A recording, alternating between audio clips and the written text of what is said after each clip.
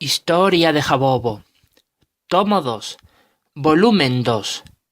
Segundo libro de los Reyes de Jabobo. Capítulo 13. La Gran Depresión de 1929. La expansión económica estaba financiada en su mayor parte por el crédito y los préstamos bancarios. Los salarios de la gente estaban muy por debajo de lo que se debía consumir para el buen desarrollo de la economía, lo que provocaba muchos stocks, productos fabricados que quedaban almacenados porque no llegaban a venderse en el mercado, en las fábricas, paralizándose así la producción industrial. Los granjeros, por su parte, al contemplar cómo se reducían drásticamente sus ingresos, no podían llegar a pagar sus deudas ni tampoco comprar artículos necesarios para el buen desarrollo de su trabajo, lo que provocó una disminución de la producción agrícola, agravada por las escaseces de tierra cultivable tras la contienda mundial, sobre todo en Europa. Tras la Gran Guerra, muchas tierras de cultivo quedaron inservibles ante la contaminación excesiva y los intensos bombardeos. Ante la escasez de trigo, se elevó desorbitadamente su precio. Esto animó a numerosos granjeros a adquirir tierras cultivables a precios elevados que, para poder pagarlas, tuvieron que contraer hipotecas que luego no pudieron pagar, lo que aumentó más la crisis.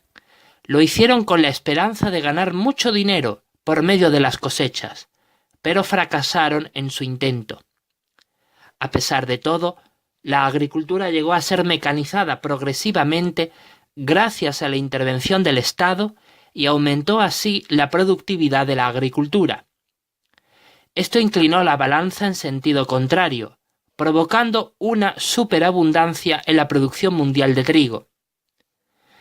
Pero claro está, la gente no podía en sí consumir más trigo del que ya comía, lo que provocó un desplome en el precio del trigo a inicios de la Gran Depresión Económica de 1929, originada inicialmente con la crisis financiera de las acciones y de la bolsa de valores.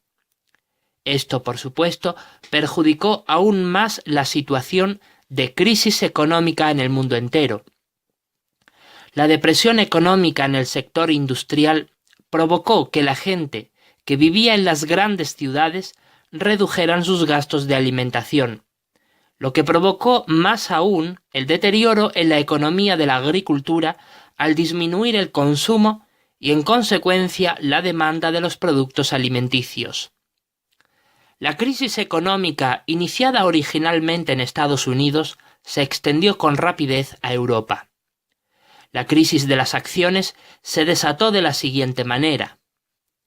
Los valores de las acciones, una acción era una cantidad determinada de dinero invertida por parte de una persona cualquiera o de un especulador profesional en un sector determinado de la economía, a fin de que dicho sector tuviera fondos económicos necesarios para poder desarrollarse y prosperar.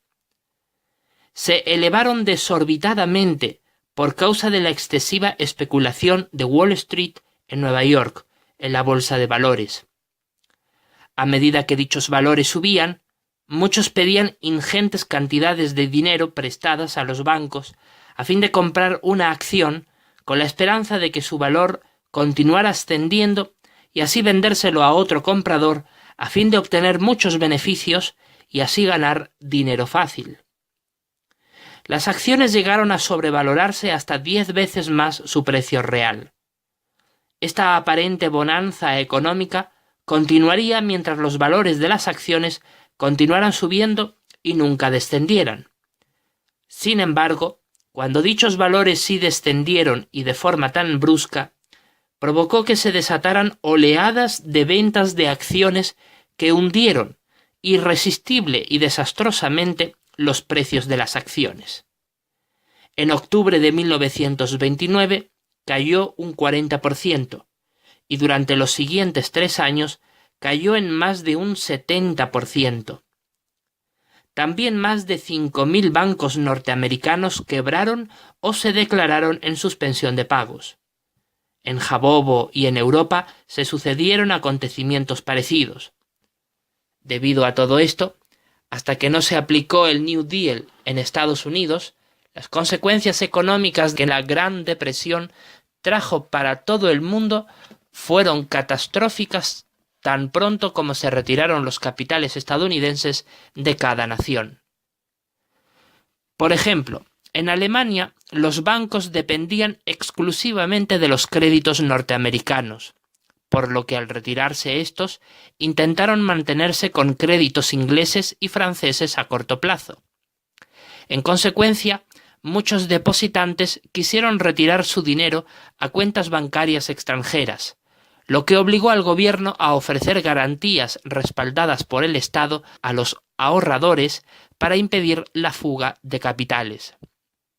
A esto se le agravó el enorme pago de las reparaciones de guerra que Alemania debía afrontar como consecuencia del Tratado de Versalles, a pesar de que el presidente estadounidense Hoover aprobó ayudar a Alemania a afrontar el pago con créditos nacionales. Por causa de todo esto, el sistema bancario alemán comenzó a hundirse, obligando al Estado alemán a reorganizar todo el sistema financiero nacionalizando los créditos de sus contribuyentes. Esto provocó que las empresas alemanas, ante el temor de que la moneda nacional, el marco alemán, fuese irremediablemente devaluado, vendieran frenéticamente todas sus mercancías a bajo precio para recuperar el capital invertido en ellas y cambiasen su capital alemán por capital norteamericano. La situación económica de Alemania no se hallaba solamente afectada por la crisis financiera, sino también por el aumento imparable del desempleo, que en 1932 ascendía a más de 5 millones de parados, en su gran mayoría jóvenes en edad productiva. En Gran Bretaña, la cifra de desempleados superaba el 1.000.000 de trabajadores, por lo que el Parlamento de los Lores aprobó la cotización de la libra esterlina según el patrón oro, pero no mejoró en nada el impulso de la economía, aunque ésta no se hallaba tan mermada como la norteamericana. A pesar de todo, el valor de la cotización de la libra se devaluó en un 30%, arrastrando consigo a más de 30 divisas extranjeras, incluida el jabobo. Francia, por su parte, al no ser tan industrializada como las demás potencias, fue la menos afectada por la crisis. La mayor parte de la producción nacional iba destinada al mercado francés. Pero, de igual modo, vio reducido su volumen de exportaciones al extranjero y con más de 300.000 desempleados. En Italia quebraron algunos bancos y disminuyeron los salarios. En Estados Unidos el número de desempleados ascendía a más de 15 millones de obreros. En medio de esta situación de pánico financiero generalizado, los ahorradores y los depositantes quisieron retirar su capital de los bancos, pero estos no pudieron devolvérselos, pues la mayor parte ya había sido invertida, por lo que algunos bancos quebraron o presentaron suspensión de pagos. Aquellos bancos que no quebraron se vieron faltos de liquidez, por lo que restringieron la concesión de créditos a la gente, y esto causó el hundimiento generalizado de la inversión.